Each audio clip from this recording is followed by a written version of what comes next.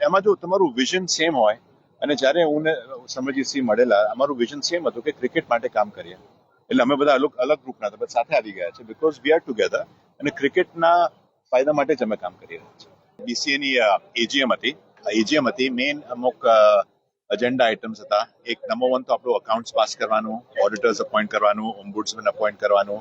અને બીજું એક અમે સ્પેશિયલ એજન્ડા લીધો છે કે આપણું ઇલેક્શન અને એજીએમ ડીલિંક કર્યા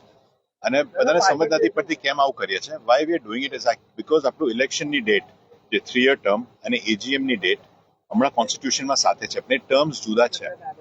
ટર્મ્સ જુદા હોય એટલે એજીએમ ડીલે થાય એજીએમ ડીલે થાય એટલે we are not allowed first of all અને બીજું શું છે કે આપણે પૈસા નથી મળતા બીસીસીઆઈમાંથી એટલે we have decided to delink it એટલે એજીએમ આજે ખાલી પ્લેન એજીએમ કરી હવે ઇલેક્શન આવશે જ્યારે આ ટર્મ પતશે ફેબ્રુઆરીમાં ત્યારે ઇલેક્શન આવશે એટલે આ હતા મેઇન એજન્ડા આઇટમ્સ આજની